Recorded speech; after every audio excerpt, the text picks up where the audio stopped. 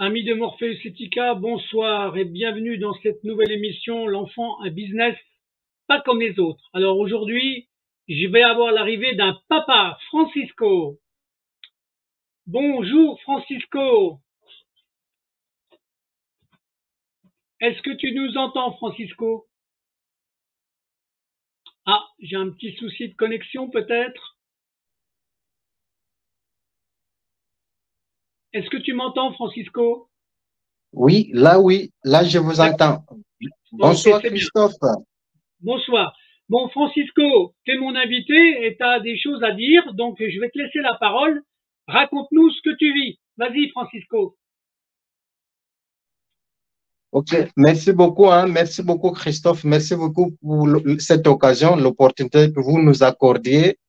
savez, c'est pas facile, hein. Moi, je suis allé plusieurs fois chercher la presse ordinaire, donc les chaînes de la télé, les radios. Malheureusement, personne n'accepte de m'accorder des interviews. Ouais. Donc, grâce à vous, c'est vous, il n'y a que vous hein, qui nous accordez, nous, les gens sans voix. Donc, merci beaucoup, Christophe. Merci vraiment. Je suis à ton service et comme tu m'as envoyé plein de pièces, je les mettrai au bout de ce témoignage-là. Comme ça, les gens ils pourront lire tout ce que tu as écrit et tout ce que tu as reçu. D'accord? OK, merci, Christophe. Alors, Vas-y, euh, vas-y. alors Christophe, comme je vous avais dit déjà, moi, je suis victime des réseaux, on peut dire. Moi, j'accuse directement les réseaux pédocriminels, hein, parce que là, actuellement, avec l'état des choses, avec la situation à laquelle je me trouve actuellement, je pense, je dois dépasser mes mots, pas seulement de dire que je suis victime de placements abusifs de mes enfants, mais là, je peux vraiment affirmer avec propriété que je suis victime vraiment des réseaux pédocriminels. C'est gravissime. Ce que tu dis, c'est gravissime, mais je veux bien te croire, en fait. Je veux bien te croire, Francisco. C'est abusivement, sans nous convoquer au tribunal, depuis le 1er août 2020. À l'époque, nous habitions dans la Sarthe, à la ville d'Alonne, 72 700. Lorsque nous avons pris la décision de déménager de la ville, vu que ma fille, à l'époque, à l'âge de 3 ans, a failli mourir à l'hôpital du Mans, à l'hôpital de l'État, par erreur médicale. Donc,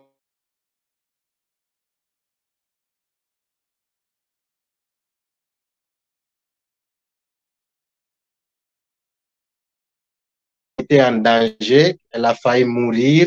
Ces médecins-là nous avaient dit même que nous avions la chance, parce que vu les éléments qui ont été administrés chez ma fille, normalement, ma fille, elle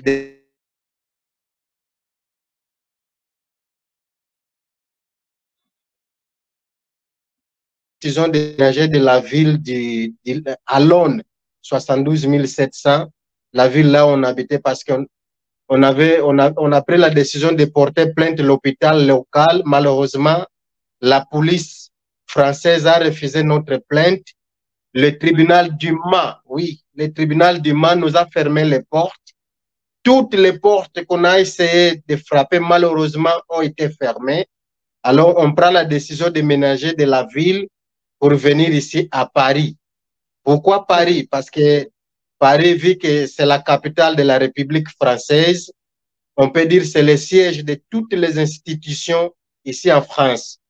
Lorsqu'on prend la décision de déménager de la ville pour venir ici à Paris, 4 jours après le déménagement, les services de l'État français, les mêmes services que nous avaient fermé toutes les portes dans la Sarthe, ils sont venus nous voler les enfants.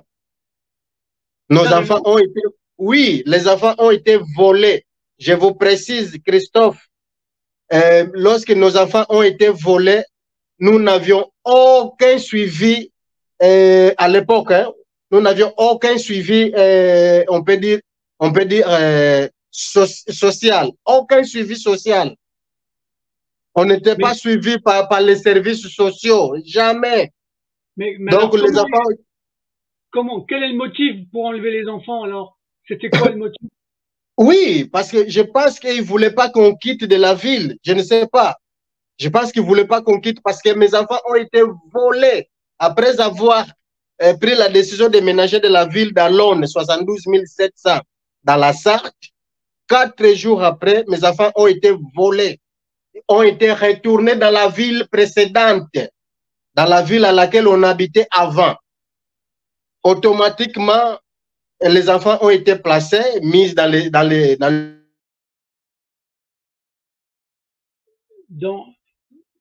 j'ai pas entendu. Ils ont été mis en foyer ou en maison d'accueil? Elle était placée chez MSC Célibataire. Ce n'est pas une imagination, ce n'est pas une idée, M. Malonda, non. Les services, l'aide sociale à l'enfance dans la Sarthe, dans la ville d'Alonne, eux-mêmes, ils avaient confirmé ça qu'effectivement, ma fille, elle a été placée chez MSC Célibataire parce qu'eux, ils étaient coincés. C'est ça qu'eux-mêmes nous avaient dit ça. Donc, ma fille est placée chez MSC Célibataire. Tous les enfants ont perdu l'année scolaire 2022. D'accord.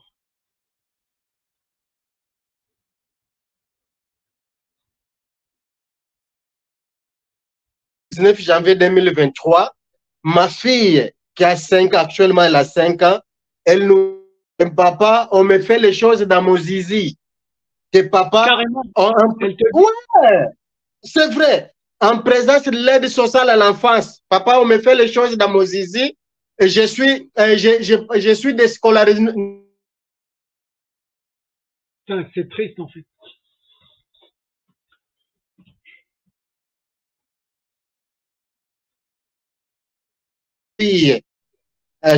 Chez un prédateur, hein, certainement un prédateur, M. Célibataire, il devait déscolariser ma fille.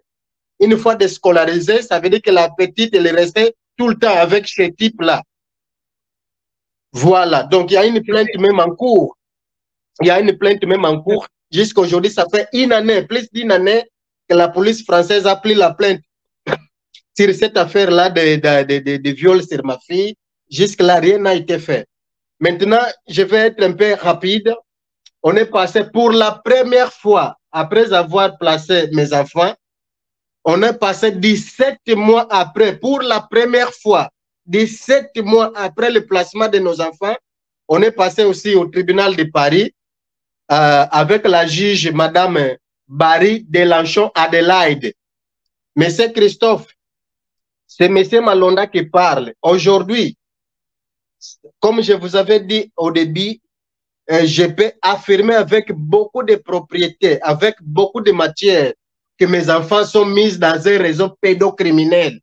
Et cette juge, Madame la vice-présidente du tribunal de Paris, aujourd'hui, moi, M. Malonda, je peux affirmer catégoriquement, c'est une juge pédocriminelle, c'est une juge délinquante. Je peux affirmer qu'il y a des services de l'État français, il y a des services, il y a certaines personnalités qui utilisent les instruments de l'État dans sa possession, dans leur pouvoir de l'État dans sa possession pour faire mal les enfants. Pourquoi que j'affirme avec catégorisme que cette juge Barry Delanchon Adelaide, c'est une juge extrêmement délinquante, c'est une juge extrêmement dangereuse, c'est quelqu'un qui est vraiment dans un réseau pédocriminel. Cette juge, Madame Barry Delanchon Adelaide, ses activités sont purement pareilles, similaires avec les juges Olivier du tribunal de Dijon qui a été jugé, condamné pour la pédophilie. Ça veut dire, oui, cette juge, au cours de l'audience qui a eu lieu pour la première fois, je précise, 17 mois après le placement de nos enfants, on est passé au tribunal de Paris avec cette Vivique. Moi, j'habite à Paris, 13e arrondissement. Alors, c'est le secteur J du tribunal de Paris. Le secteur J, la juge, c'est cette dame-là, Barry Delanchon Adelaide. Cette juge, au cours de l'audience, M. Christophe, l'aide sociale à l'enfance de Paris 13e et 5e arrondissement, ils étaient présents. Et tous les services qui suivent, même tous mes 5 enfants placés, ils étaient présents, tous les services, à travers de Madame Lopez. C'était la référente éducative de ma fille, cette fille-là, cette victime de service, qui actuellement, elle a 5 ans. Les services à travers de cette dame, Madame Lopez, ils ont dit à la dame devant la juge, Madame Barry Delanchon Adelaide, que ma fille qui a 5 ans, cette fille-là que je vous dis qui a été violée, qui a 5 ans, elle a déjà des préférences des hommes adultes. Non. Ouais, ils ont dit ça devant la juge, Madame Barry Delanchon Adelaide, au cours d'une audience le mardi 21 novembre 2023. Ils ont dit que ma fille qui a 5 ans, elle a des préférences des hommes adultes. Mais c'est complètement dingue. Ouais, ils ont dit ça en présence même de mon avocate, Maître Benzema Maghrebi. Les services l'aide sociale à l'enfance, ils ont poursuivi. Ils ont dit à la juge que mes enfants, ils font des cauchemars.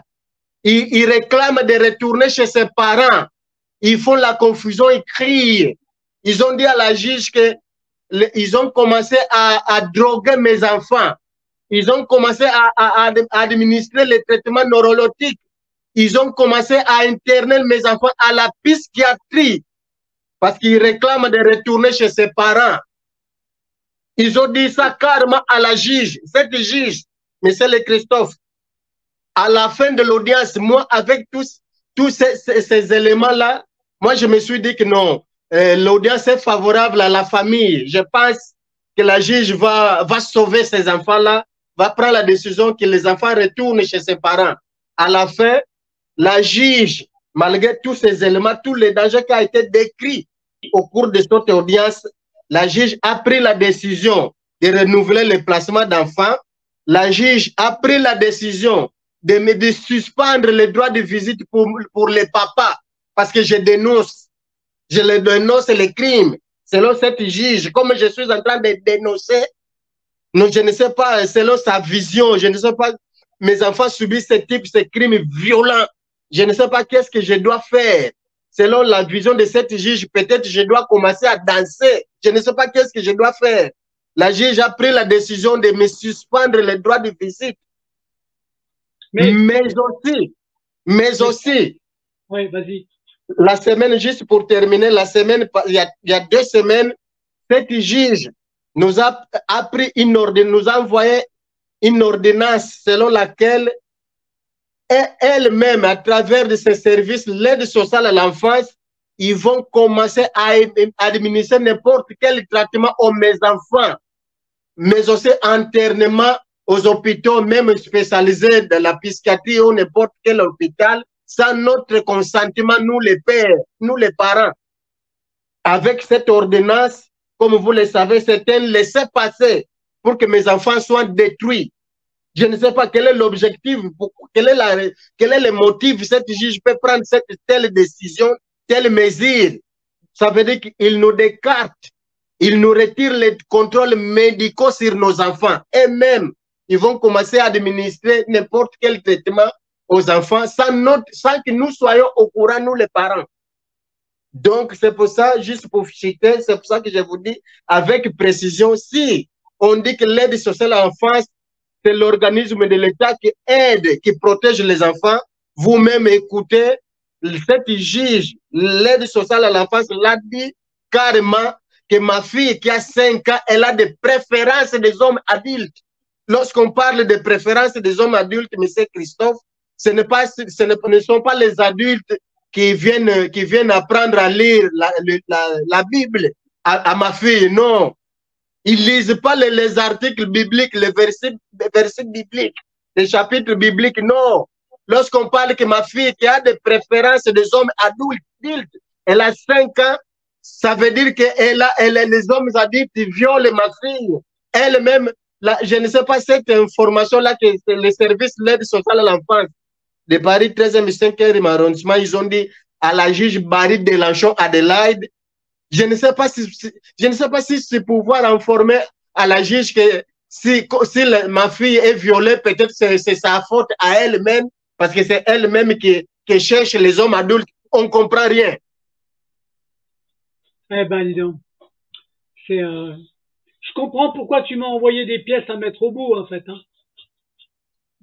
Oui. Donc, je ne sais pas, monsieur Christophe, aidez-nous, notre famille vraiment est dans une situation extrêmement délicate. D'ailleurs, même, je demande vraiment le soutien, j'envisage de poursuivre judiciairement cette juge. Parce que si elle utilise sa qualité de juge pour pouvoir détruire davantage les enfants, moi, je ne comprends rien. Je ne comprends rien. Non, mais là, je sais qu'il y en a beaucoup qui travaillent en réseau, hein, parce qu'en France, ça existe, hein, faut pas croire, hein, mais là, par rapport à ce que tu dis, par rapport au nom que tu donnes, par rapport aux pièces que je vais publier, j'espère que pour l'instant, tu avais une avocate, mais ton avocate, qu'est-ce qu'elle a fait? Comment elle a réagi?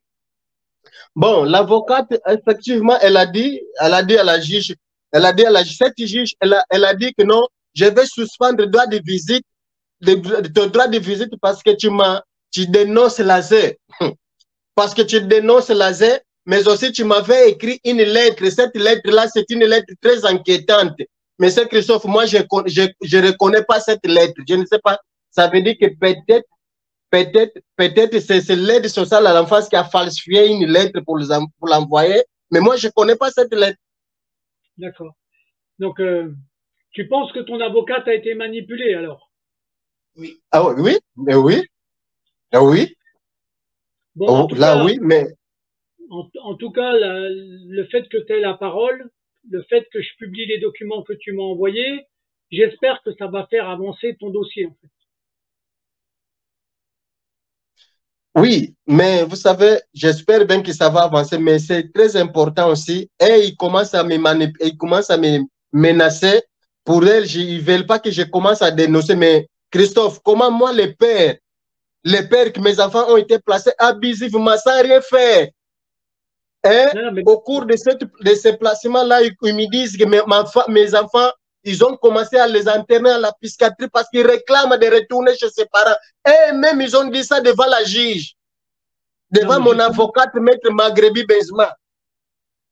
Alors, moi, je voudrais te poser une question annexe par rapport à ton dossier. Tu as la double nationalité? Non, moi, je ne suis pas français. J'ai toujours la nationalité de mon pays. J'ai que titre de séjour. Titre de séjour. Est-ce que ton ambassade, elle est au courant de cette affaire-là? Oui, l'ambassade est au courant. D'ailleurs, même c'est très important aussi que nous puissions interpeller l'ambassade de notre pays de manière collective. Je pense qu'il faut que vous commenciez aussi à téléphoner, à contacter. Parce que vous savez, je ne sais pas si ils ont des difficultés de comprendre la langue française. En tout cas, je ne sais pas. Parce que j'ai l'impression que, disons, l'engagement de l'ambassade de l'Angola au Portugal, c'est un peu différent d'ici en France. Je ne sais pas si c'est la langue ou eux-mêmes ils veulent, pourquoi ils sont en tout cas léthargiques face aux crimes très graves, crimes violents auxquels nous sommes victimes en France. Moi, je ne comprends rien. Je ne sais pas s'ils sont aussi des complices. Moi, je ne comprends rien, en tout cas. Alors, moi, ce qu'on fera, une fois que j'aurai mis toutes les pièces au bout de ton témoignage, d'accord, tu me donneras l'email de l'ambassade et j'enverrai la vidéo avec ton témoignage et toutes les pièces à l'ambassade pour qu'ils soient au courant. D'accord? On fera ça. Très bien. Tu es d'accord? Très bien. Je suis tout à fait d'accord, monsieur Christophe. Tout à fait d'accord. Donc, parce qu'il faut que les gens soient au courant, il faut que l'ambassade soit au courant, mais on enverra ça aussi au ministère de la Justice française, hein. D'accord? Parce que là, ton ambassade devra contacter le garde des Sceaux national. Très bien. Ça sera très important. Hein? Oui, parce que, très bien. Parce que normalement, les services sociaux, il faudra qu'ils fassent attention aux services de ton ambassade. j'espère que ton ambassade interviendra dans ton affaire, en fait. OK? Hein? Oui, mais nous, en plus, nous sommes des étrangers. Pour moi, nous, en tout cas, moi et la mère de mes enfants, on a déjà pris la décision, vu la situation à laquelle nous sommes plongés ici, vu les crimes violents auxquels mes enfants sont victimes par les services soi-disant de l'État français. Alors, on ne voit plus quel est l'intérêt de pouvoir rester ici en France. Hein? Or, moi, je suis venu ici en France parce qu'on me disait que la France était le paradis des droits de l'homme. C'est ça qui m'a fait venir ici en France. Franchement. Ouais, non, mais je comprends. Enfin. Mais tu sais que, au-delà de toi qui a une nationalité étrangère angolaise, tu as plein d'autres victimes en France qui sont les mêmes victimes que toi. Hein. Faut le savoir. Hein. Oui. Donc, il faut bien comprendre que l'enfant en France, c'est un business. C'est pour ça que j'appelle ça l'enfant un business, pas comme les autres. C'est pas pour rien. Si je donne la parole à autant de mamans, à autant de papas, c'est parce que je veux que les gens comprennent ce qui se passe en France. Voilà, c'est tout. Très bien. Très bien. Donc, on va voir qu'est-ce que ça va donner. Mais en tout cas, on a besoin de soutien vraiment de tout le monde. Dans tous les cas, si elle estime que nous sommes persona non grata, ok? On n'arrive pas à nous adapter à la convivialité française. Si elle estime que nous ne sommes pas intégrés, ok, aux principes républicains, je pense, je les invite de pouvoir nous expulser de leur pays. Bah oui, c'est ça qu'ils doivent faire.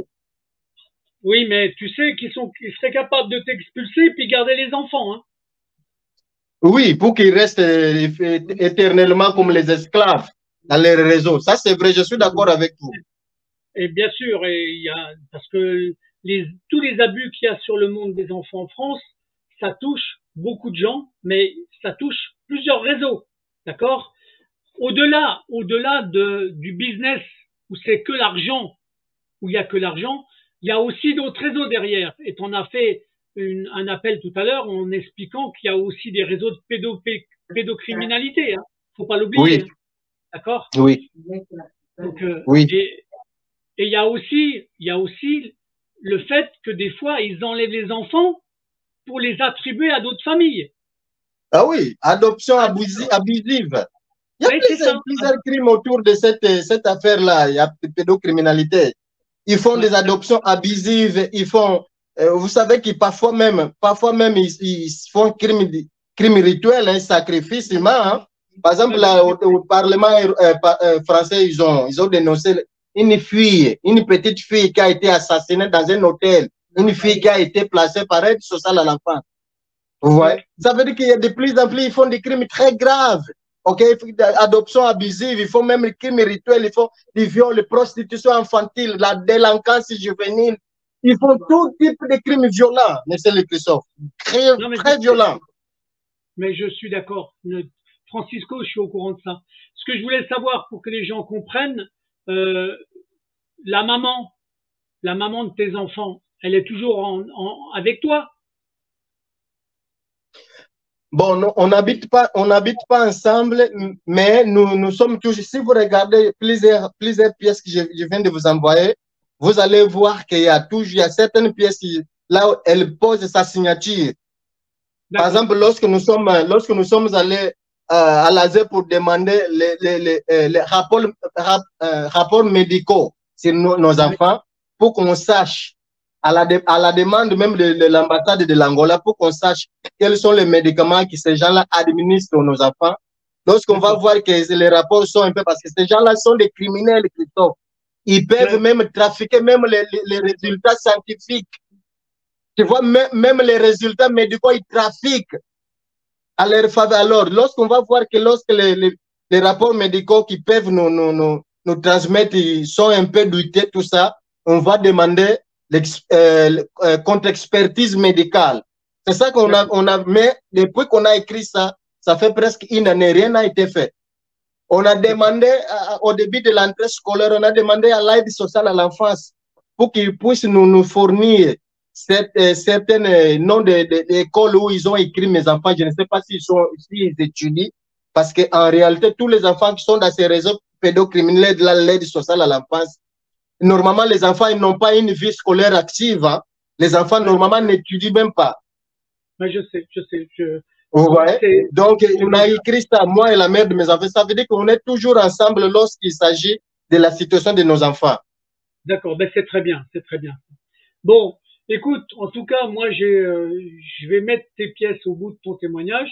Qu'est-ce que tu as d'autre à dire? Parce qu'on avait dit qu'on ferait une séquence pas trop longue. Est-ce que tu as pas encore très des choses longue. à dire? Non, pour l'instant, vous savez, lorsque l'émission est très longue, parfois, il n'y a pas beaucoup de personnes ont beaucoup de temps, patience aussi de pouvoir suivre l'émission longue. Alors, je pense qu'on va s'arrêter là, mais avec le compromis de pouvoir retourner un jour pour un autre rendez-vous, franchement. D'accord, ok. Il n'y a pas de souci, Francisco. En tout cas, ce qui est sûr, c'est qu'au bout de ce témoignage-là, je mettrai toutes les pièces que tu m'as envoyées. D'accord? Ok? Hein? Très bien. Vous allez voir à la fin, juste pour citer, à la fin, vous savez, moi je croyais que comme c'est la première fois qu'on est passé au tribunal, moi je croyais que les juges dans cette affaire-là d'enfants, ils étaient des personnes vraiment intègres, ils étaient des personnes vraiment responsables. Mais ce que j'ai vu, Christophe, c'est des escroqueries de jugement, c'est la mafia judiciaire carrément. Vous savez, pour la première fois dans ma vie, je passe au cours d'une audience sans les greffes. Sans greffe, sans la présence des greffes.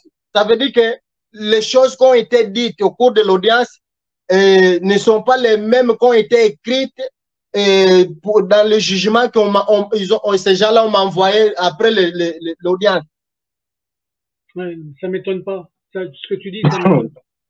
Franchement, c'est la mafia, c'est des escroqueries. Ces gens-là, ils sont en train vraiment de jouer avec les familles. Bon, on arrête là. Merci beaucoup, encore une fois, pour l'occasion, hein, Christophe. Pour ton courage aussi, ta bravure, Christophe. Franchement. Ouais. Mais le but, c'est de donner la parole aux victimes. Et moi, je me bats pour qu'il y ait une nouvelle justice en France. D'accord? Hein? Très bien. Merci, Francisco. Et on reste en contact. Et je mets le générique, mais n'oublie pas que je ferai un montage et je mettrai toutes les pièces avant le générique. D'accord? Ok? Très bien. Hein? Merci, Francisco. Merci, hein. Merci, Christophe. Ciao, ciao. Et bonne suite à toi et on reste en contact. Merci. Merci. Merci, Christophe. Merci. Ciao.